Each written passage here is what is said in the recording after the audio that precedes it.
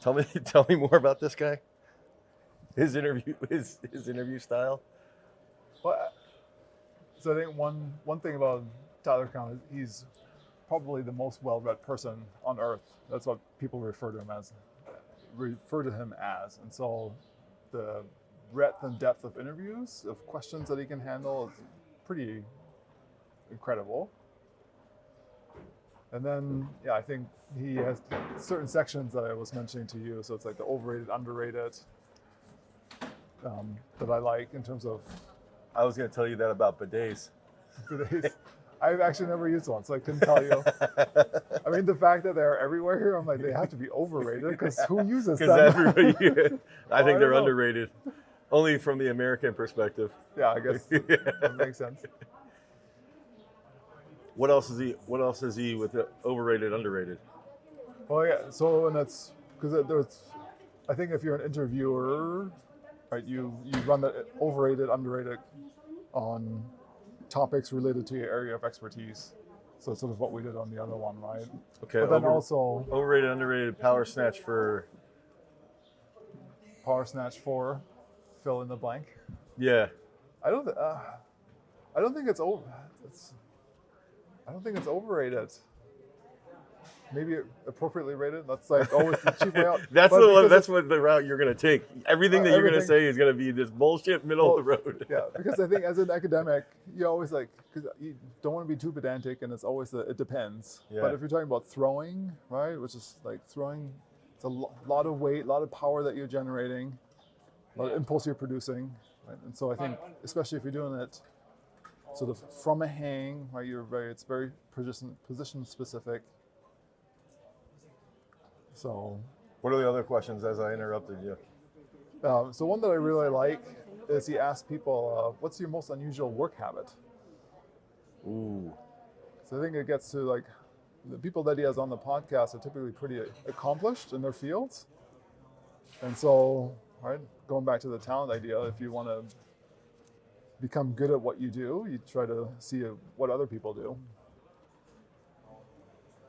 So some people have like, one of the ones I like the person I has think like that also tells you like if when somebody's gonna be like. I think work habits, you can see if somebody's got ADHD too. The way they organize and the way that they, it's the like clean desk versus clutter desk, right? and also like I even think for me, like I'll use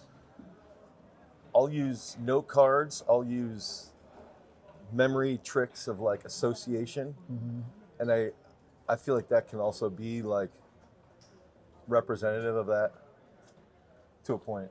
Yeah. One thing I like one guy said something like he has basically a work soundtrack where he puts on music, and I might be making this up. It was like Lord of the Rings or something like epic that you're listening to and you're typing and you're like, oh yeah, like just to get you into that frame of mind, right? That you're working. What is your most interesting work habit? So obviously I've thought about this since listening to the podcast, but I've never really come to any conclusion. I mean,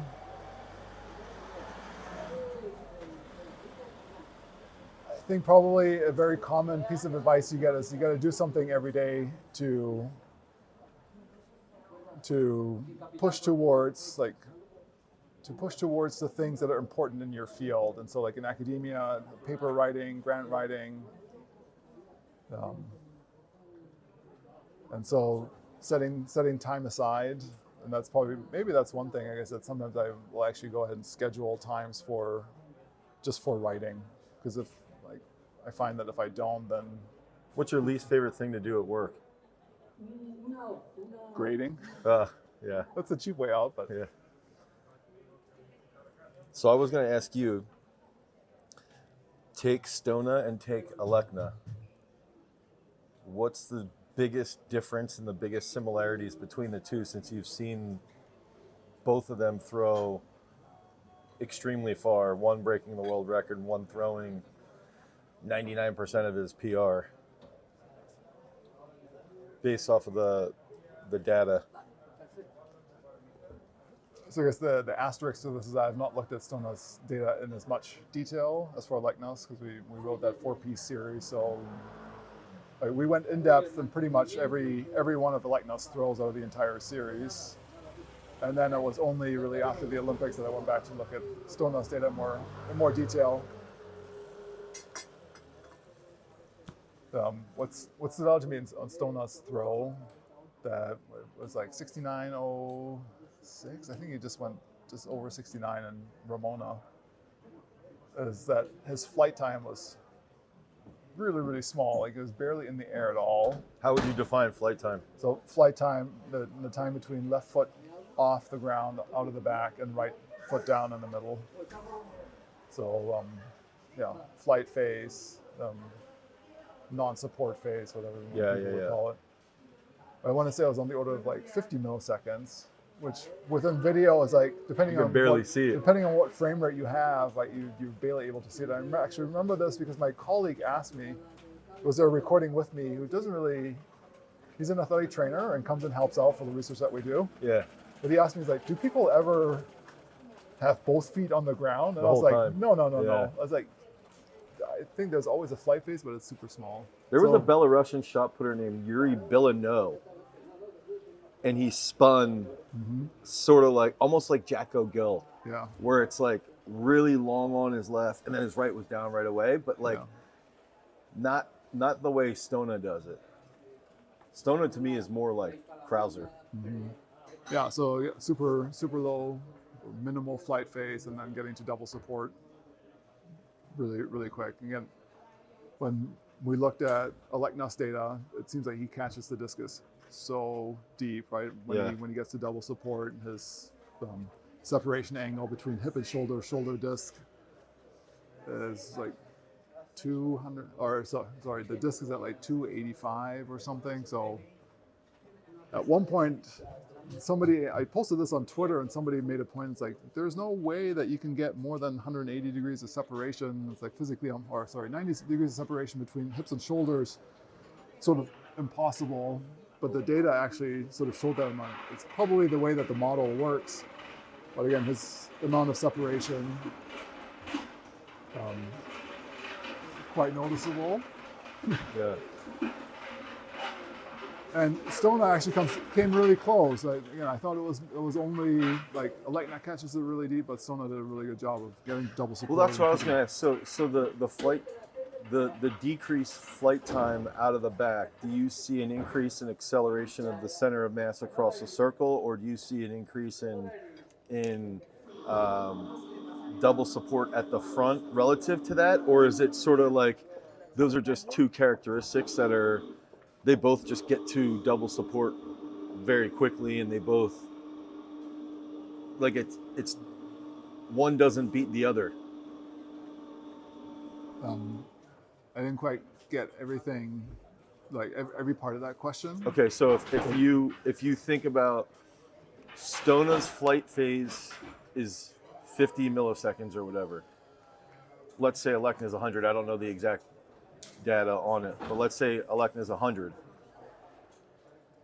Do you see Stona's shorter flight phase leads to enabling him to get to double support faster at the front to then have a longer double support relative to Alecknos, or is it they basically both have like a pretty similar double support relative to the rest of their movement? Like, I guess I'm trying to figure out. It's a two-part question, really. It would be like, what's the double support time relative to the rest of the throw, or relative to the entire throw? And do you notice anything with like center of mass? Because I remember reading like the Alecknos stuff, and it's like he moves his center of mass really quickly to the front, even though his double support might not, or his flight phase might not be as long, or is longer. Sorry. Yeah. So I don't know if there's necessarily a correlation between duration of flight phase. It could be in the sense that I guess what you want to do is, or what we notice with Alecknos, right? It still is a fairly low flight phase, certainly under 100 milliseconds. But his center of mass is basically like middle of the circle when his right foot hits. And so it's something that Mo Satara said Like as well. That here, staying on is the middle. yeah, so you sort of stay back, and it leaves them a lot of room to work within the front. And so having more room, I think, allows them not to slow down as much. Where some throwers, if you get too far towards The the left, front, shift forward.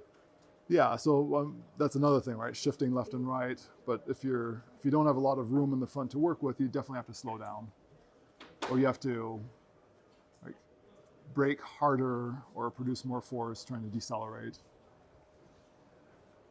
And depending on, I guess, how you're throwing or how you're blocking, etc., that might create other issues or lead to other things. And so I don't know if a shorter flight phase is necessarily associated with where you end up in the front, because I think it also depends on where your center of mass is at coming out of the back, right? How much do you sit into the throw on your left leg? How much do you shift over onto the left? Out of the back. Yeah.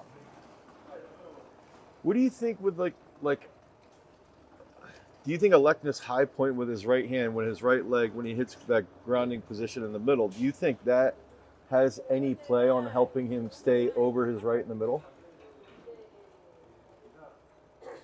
I've thought about this too, in the sense of that his high point isn't in the center of the sector, right? It's like very right. noticeable, like almost down the right sector line. Yeah. And the orbit is slightly different, and I think this also then plays into like what the system axis is doing, like how the axis around which you're rotating, and how that is tilted. I don't know. So What do you maybe, think? so maybe it helps. Maybe. So Okay, overrated, underrated. Alekna's high point.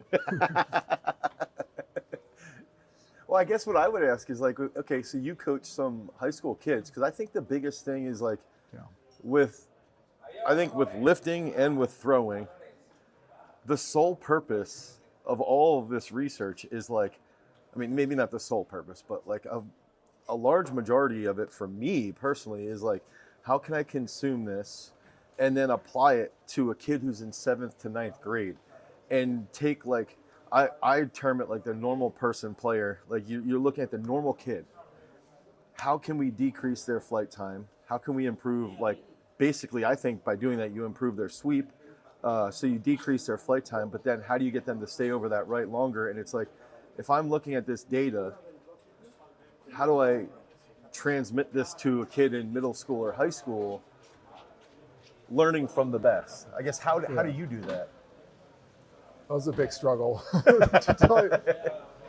But it was a good experience. It has been a good experience, I think, because it's almost, it's one thing trying to make the information more digestible and talk to like more accomplished coaches like you, and then also talking to high school kids. Yeah. And trying to get them to actually do the thing you tell them to do. Yeah. I mean, I will say with the shorter flight time, I mean, I have kids that they exhibit this where their right foot comes down like really quick, but then their left leg, they're basically still pushing out. They're still hangs, and I think that's like they have to get off the left leg as well. And so again, the Alekna and Stona, even like for all these throws, if you have a short flight time, their left leg is already moving past whatever outside, like your 90 or 180 axis, right? Do you see with that question actually then, okay, so like the left side opening, do you see that playing a role in how fast the left gets to the front?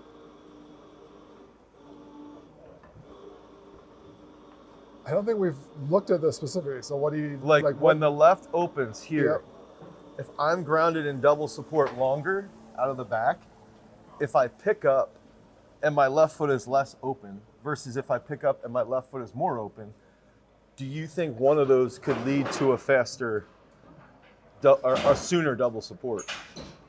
In the front? Yeah, and the only reason I'm asking this is because Alekna doesn't really, I mean, he opens to like 180 and then goes. And then, Stona's a little more, you know, like Robert Harding, if you watch, like, or Alex will go like well past that. And I don't know if you've noticed anything or not. So we've tried to look at some correlations between these phase duration, sort of like you're describing, the correlation between double support in the back, double support in the front, single support, or like entry time once the right foot picks up in the back, right, and then how long the sweep takes essentially. One of the, I mean, this is like the scientific problem or research problem is that defining double support gets a little tricky based on, is it like maximum backswing is typically where we think of that starting, but for some guys Here, like a wind go. yeah, like beginning of the or end of the wind. Yeah. But end of the wind is sort of tricky to define, right? Some guys will have a little bit extra motion. Yeah. Some guys like deliberately try to prolong it, and then that creates these outliers, like statistical outliers, when like they go move super slow and then they speed up. Yeah. So that phase duration is super variable. The other is with double support in the front, like the release phase, or delivery phase, double support. Gets a little tricky to define as well, because based on like which leg comes off first, right? If you reverse. Yeah, right leg or left leg. Yeah. And so, I mean, an interesting thing that we've actually seen that I know some coaches will talk about is that you have to be in double support in the front in order to increase the speed of the discus. And that doesn't seem to be the case. That you can actually increase the velocity of the discus. And so if we're talking about the delivery phase, in the double support delivery phase, in single support, and we actually seen some increase in, Would that be if the left leg's up if you're a right-handed thrower, or if the right leg's up that you've seen that? I think both. Really? And Because I would believe in the right side picking up, because I know like Val does that. But here's the thing though: is that, are we talking about horizontal or vertical velocity? Okay. Because I think horizontal velocity, I think that's more of what we typically think about. Yeah, And that's yeah, what yeah. we see, right? In order to increase rotational, it's that angular momentum we're creating around the vertical axis. Being in double support definitely helps, but single support, you can actually increase vertical velocity still to some extent. Okay. And I think it's about So it's sort of like, it's not as cut and dry as like if you're in single support or you're jumping, you're done. It's more like it's advantageous to stay in double support, but an early pickup isn't going to necessarily be the absolute worst thing for your throw. It may not be the end of Your result. the result, Yeah. right? Or What do you see as like a difference between like the technique of someone like Jaime versus, like I've been thinking about this with the women's disc versus the men's. Like, what's the biggest difference you see with Jaime versus Stona, who has a much more, like, to me, Stona has a very typical, honestly, I think Stona is probably the best technical model that we've seen since like Robert Harding, maybe ever, for a reversing discus thrower. For a normal people. I think Alekna has great technique. I just think he's not as traditional. there's certainly some unique aspects to his throw. So, I mean, the interesting thing about, Jaime has several interesting facets to her throw. Yeah. Right, and it's almost like this, and something that we were actually really interested in is this, like, what is she getting out of this sort of helicopter action of the arms? Or is that fair to describe it that way? Yeah, I think that's a great description. And so, we talk about angular momentum a lot. Like, you got to create rotation around the vertical axis, right? Because that's then your horizontal velocity. Yeah. But you also try to create angular momentum around the sector axis. So that's so if I draw a line down the middle of the sector, rotation around that, and that's what gives you the vertical lift, essentially. So Okay, so this one's going this way, and it's around this. Yeah. Okay. And so when you look at a thrower from the back, right, and you catch your high point, the disc is coming down, essentially, that rotation, and then up is the vertical. Yeah. that'll Okay. create the vertical component of the velocity. Okay. And I think people typically focus on the rotational Yeah. momentum. And again, that was a question like with Jaime, is there something to initiating this very early sort of like up and down motion that would then help her produce more, Lift. like what we say, like sector angular momentum? Yeah. To be continued. I mean, that's sort of what we're looking at. Okay. But Okay, what about her versus like Veronica Fraley, or like Fraley versus Stoner, or Fraley versus Alekna? What do you see? Because Fraley went huge in Ramona, and what do you remember anything that you're like, wow, that's very different for the men's versus the women's implement, or is it sort of like, it's not that different? I'll come back to the men's versus women's implement. I will admit and sort of be publicly shamed, I guess. We haven't really looked at the women's data that much. And not because So you had a 73.09 throw and you didn't look at that that's, data. That's the only one, because we've had these conversations. So Jaime's, yes, but not very many other people. I mean, the focus was on trying to analyze Alekna's data. Yeah. Because like, if Jaime would have went 76, 70, I don't know what You think Jaime's throws the clean world record? The what? The clean world record. Being from Germany originally, I don't know if I could politically answer that question correctly. That's put a lot of pressure on you. Yeah. Okay, I'll take that as a. But with the men's and women's disc, again, there's some. I shared with you some of the analyses that we do, where we look at the angular momentum analyses that people generate, or how people generate angular momentum on the discus with their free limbs. And I never really thought it would make such a difference that the women's disc being half the mass actually makes a huge difference to how much angular momentum. Because the left arm does quite a bit for the men's discus, is what you're saying. No, I just mean the discus itself. So the throwing arm. Okay. I thought you meant the free limbs. No, I'm just saying that's what we do as part of the analysis, right? It's Okay. like where we do the color coding of how the segments contribute. We also do it for the actual discus. Okay. And the right arm segment. Okay. Because ultimately that's what you want, right? Yeah. So you want a fast right arm and discus. And when you look at the color coding, like when we set the heat map scale from like 0 to 100, light blue to hot red or whatever, that for the guys, we set it to the guys because they have higher angular momentum, but for the women it's actually quite small, or it's smaller. Uh-huh. So when we initially looked at Jaime's data, I was expecting the angular momentum to actually be very comparable, but it's actually quite a bit lower. Really? Yeah, and it's not, you wouldn't expect it to be just half, right? Because they're still moving really fast. So that was something interesting as well. Okay, overrated. Okay, now let's do this one. I wanted to ask you. No, let's do this. Overrated, underrated movements, because you've studied a lot with like rapid force usage, I guess, with jumping, with pulling, with weightlifting movements. Would you say what would your take be on how effective a snatch or a snatch variation or a clean variation or a jerk variation, like push press, whatever, how effective are those movement patterns? How effective do you think they can be at improving capability of a thrower?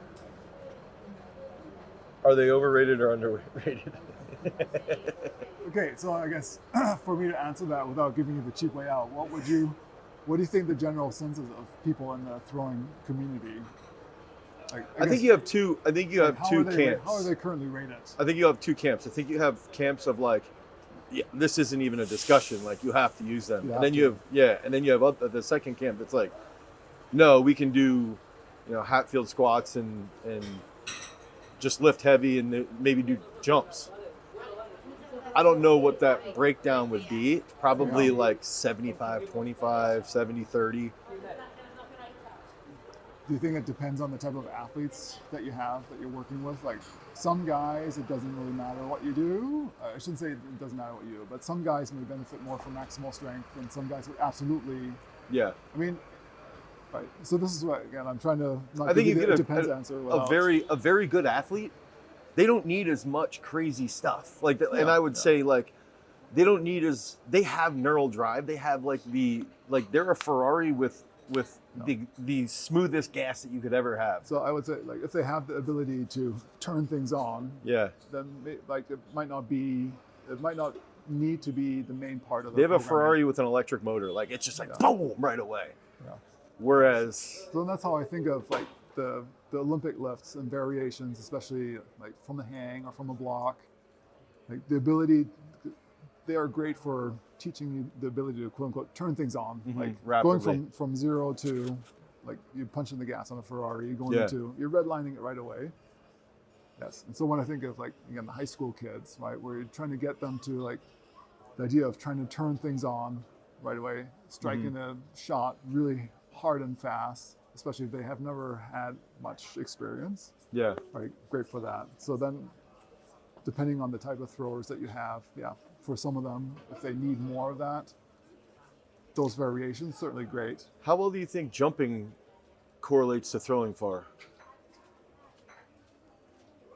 I mean, if we take Jaime, he told me she has a standing long jump of 10. Yeah, it was like something. 10-2. Yeah, that's pretty crazy. She's a 30 and a half inch vert. I know Alekna's got like a 41 inch vert or something insane. I'm assuming Stona's similar. Yeah, I wouldn't. Krauser I've seen. But I don't know. Yeah, If, but here's I my think- thing: but- is this indicative of, like, because then I have someone like Taman who isn't a good jumper at all. Like he's absolutely a horrible jumper, but he he is- can throw very well. But I guess here's the thing with jumping, right? How heavy is Simon versus like in the Lecno? Right? So what we see when we do Yeah, relative to body mass. yeah, Yeah. relative to body mass. How right? would If you? have- How do you resolve that? I mean, so in the research literature, some people will normalize by body mass or try to like factor out these anthropometric differences. So right? like height relative to like Yeah, centimeters lots to of- kilos. couple different ways, and it doesn't mean anything to anybody. Yeah. I think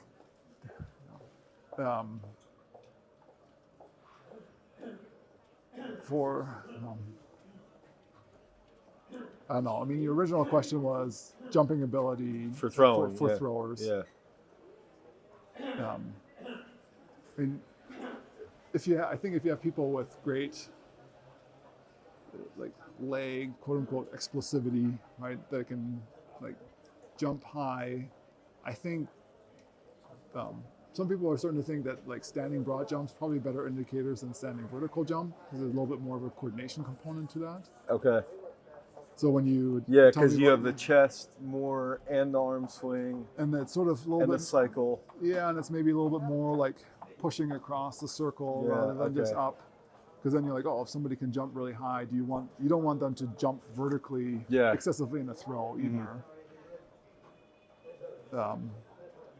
So having very good sort of neuromuscular qualities of the leg extensor muscles probably pretty important.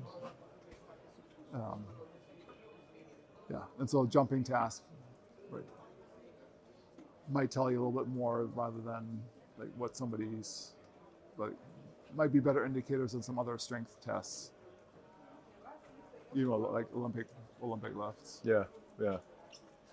I think the only other question I had was, can you clarify, and is there any correlation between the triple jump scenario that I had brought up, where it's like you have impulse of sprinting, okay? You have somebody gets to just throw out 10 meters per second, right? They're running this fast, which would be ungodly fast. But let's pretend, because I'm bad at math, that they're running 10 meters per second. They're holding, that's their system momentum. But then they would have vertical impulse occurring, but not horizontal impulse when they're sprinting. And is that similar to like moving your center of mass across the circle? Like I'm still confused over the momentum versus the impulse and the horizontal versus the vertical discussion. Yeah. So I guess doing any locomotion where you're translating in space, where you're moving forward, you'll have vertical and horizontal. Okay. Maybe even side to side, right? But we forget that for now. So it actually took me a while to sort of wrap my mind around this idea too. So your horizontal momentum makes sense because that's like mass times velocity. So it's your body mass times running speed. So for vertical momentum, then you also have mass and velocity. Your vertical velocity is essentially at right, as you're sprinting, at sort of at foot off. Your vertical velocity is actually what sets your flight time, like from leg to leg. Yeah. Okay. And that's where the vertical ground reaction forces come in. So you're putting force into the ground over a certain period of time. Uh-huh. Right? So that force over time creates an impulse that translates into vertical velocity, makes your projectile, and translates into stride to stride. Okay. Okay. And so, yeah, and throwing the same thing, right? I think most of the time we talk about horizontal speed, like out of the back of the circle or going towards the front. Because it's primarily thought of like we have to move in space in that direction, right? We don't really think about moving up and down. Yeah. But the flight time, or the velocity, yeah, and the time that somebody spends in the air is set by the vertical velocity, the vertical component of you coming out of the back. So when someone sweeps and maybe a little push off the left, that would establish some vertical. Yeah, so you're pushing into the ground. Right? You're pushing into the ground with You get a ground reaction force. Ground reaction force, that's a vector, right? It has Yeah. multiple directions to it. And so there's a vertical component you're pushing down, the ground pushes back on you. Mm-hmm. Yeah, it's probably small. I wouldn't say it's smaller because it has to support your body weight too. Right? Yeah. But once you factor out body weight, it's the component that actually gives you your flight time. That that then sets like how long the duration of your flight is until your right leg touches down. Okay. Okay. That helps a little bit. I think the whole the momentum, to me, momentum is more easier to digest for sprinting than it is for throwing, because it's like, do you have momentum when you're like, I feel like you're, I don't know. It's so clear when someone's running, I guess. Well, I think that one of the differences that, because you're almost like, when we're talking about in all these sprinting examples, we talk about linear momentum, right? That it's the velocity, and it's the velocity of your center of mass moving forward and or upward, Mm-hmm. right? In the throwing sense, we really have talked about mostly angular momentum or rotation around the global axis. Yeah. So I think most of our students always struggle with like linear kinematics, super easy, and then all of a sudden angular kinematics are like, oh my god, like radians, like Yeah. who uses that? And so in discus throwing, you still have linear momentum too, right? Your body, we typically just don't look at it that much. So you have linear momentum because your center of mass moves forward, a slight axis actually, right? Because it's never quite. Actually, I should say it depends on what your center of mass is doing. If you're moving like directly straight across a circle, or is it more towards the left sector axis? And I think the reason that we don't talk about it that much for discus throwing is that when you look at the velocity, like your release velocity in the horizontal direction, right, part of that actually comes from your whole system moving forward. Yeah.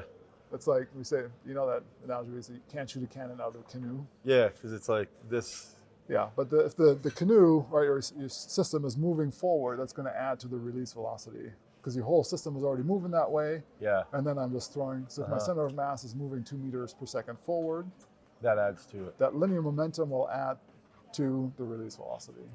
But then I also have the angular component that then makes up the rest, right? So if the center of mass is moving forward at 2 meters per second, and say Jaime has a horizontal release velocity of like 22, 23 meters per second, then 2 meters per second from that come from the center of mass moving forward. Movement. Okay, that makes sense. Oh, So hopefully that helps. it helps. Makes Helps a little sense. bit. And so on the vertical direction, same thing, right? When you're into the release phase, I'm lifting my center of mass. Depending on style, right? There's a vertical component of the center of mass going up. So if it's 1 meter per second, that adds to the vertical release How much velocity. lift did you see like somebody like Stona having? I mean, I hate to say it, I haven't looked at it yet. Yeah. But this is Or actually, even Jaime, that's- because she's a non-reverser. That's what I'm interested in. Because I like, I mean, so we, It's interesting too with Alekna because he lifts, but he's still grounded so long. yeah. So the interesting thing on Alekna's world record throw was that he actually has, like, again, you get to the middle, get into double support phase. You'll have a slowing down in the horizontal direction because you can't, right? You don't want to keep all your momentum going forward. You Yeah. have to slow down. So Yeah. you come out of the back at like 2.5 meters per second. You want to try to keep a lot of that momentum because, like we're just discussing, it adds to the horizontal component, Yep. but you have to slow down, right? And Yeah. so, and then you also have this vertical component. So you get to the middle, the system sort of goes like sinks a little bit and then comes up again. And so during his world record throw, he almost had like a perfect exchange of down, or sorry, whatever slowing down he had in the horizontal went He into put in the vertical. Oh shit. Okay. And so some of the other, in this coaching paper that we try to write, it's like somebody said, it might almost indicate like he works the ground really well, if that makes sense. Yeah, but that's such like a, dude. This is our little rant. What does that mean? What does that even mean? Like, of course he works the ground. He just broke the world record. Like, Stoner works the ground. What does that even mean? Like, that doesn't mean anything to me. From my perspective, it's like, it was cool that we could actually show it with the data, right? Because oftentimes, But couldn't you say Stoner works the ground really well? Like, he stays grounded. So what's, like, to me, it's like, oh, one guy might stay grounded. But he might not have the exact same sort of, he might not be as efficient in transferring that horizontal to vertical, right? You're right. Like, everybody works the ground to some extent. Like, That's why I can't it's stand. not like you. That to me is like an old head comment of like, oh, he works the ground really well. It's like, dude. But now we have numbers. And so then I just think it's an abstract cue that it's like when people say so John Powell, he was so efficient. Well, what does that mean? Stoner's not efficient? Yeah. Robert Harding wasn't? Yeah. So efficiency is like a whole nother thing, right? In terms of like, well, how did we define it? What does it mean? Yeah. Like, because it literally is like gas mileage. You have to get some sort of outcome or product. So because whatever you're Daniel putting Stahl in. was big, he's not efficient? Like, is that what it means? Like, that's another one that I'm like, why do people... So, I mean, the working the ground, it might be not the, like, I guess I don't know how you would cue that, right? It's just, I'm just telling you, it's like something that we see in the data that coaches sort of take as, okay, this is what this means, or this, a cue that we've used. And now it's like, okay, we can put, sort of seems to reflect in some of these values in the data. Okay. And then, again, if we have a series of throws, we can look at, does he do it, again, he did it really well on his best throw. Right, it wasn't as characteristic on the other throws. So you're saying they're working the ground cue is transferring horizontal momentum. I'm not saying it's a cue. I'm just saying it seems like Exchanging it's it very something well. that was something that went up. Yeah, there's something that he did really well that seems like it could be. Yeah, but why wouldn't that be a high point discussion? Because if you're talking about two different axis, like two different, so you have the sector axis, and his high point is establishing his ability to sink possibly a little bit more, and to then take the horizontal component into the vertical component. How do we know that it's not the high point that is actually enabling him to transfer the horizontal momentum into the vertical aspect? Like, how do we know that? Yeah, so Maybe it's the high point and it's not working the ground. I will have to go back and look to see where his high point is, because we do have the 3D sort of tracing of the orbit, right? Yeah. And again, that's why I like to have these conversations, because it gives us ideas of things to look at. So would you So say, based off of this, you're saying like lifting, technique work, throwing, if you would say that the lifting, throwing, like practice drills, mobility work, all of these things, the sole goal is to be able to increase angular momentum of the thrower so that they can throw farther. In a way, yeah. And that's like everything that we're doing as coaches has to be rooted in that. At least thinking through that as well as possible. Yeah, I think from a mechanical perspective, right, release velocity, Like, And then you you're have to looking at get- this from data, and then you have this spectrum of like, here's data, here's practice with a kid. How can we get this kid all the way, to increasing that angular momentum as well as possible? Yeah, so I guess in my mind, I would say, again, release velocity, right? Release parameters in general, the most important things. Right? Okay. And we've sort of known that, Yeah. right? It's basic physics. But then the question is, how do you generate high release velocities? Right? When we say angular momentum, right? Because you have to create rotation around these axes. And then the question is, how do you generate that angular momentum? That's where we sort of get to the idea of the action of the free limbs, left arm Okay. action, like right leg sweep leg out of the back. What percentage do you get out of the back of the circle versus in the middle? And I think that's what we're trying to understand, right? Are there differences between throwers? Is there what sort of different technical models exist for those parameters? Okay. Or do those things relate to different technical parameters? Like how much does separation, Yeah. hip shoulder separation allow you to increase angular momentum Yeah. in the middle of the circle? Okay. Thanks, Christoph. Yeah. Welcome, Dane.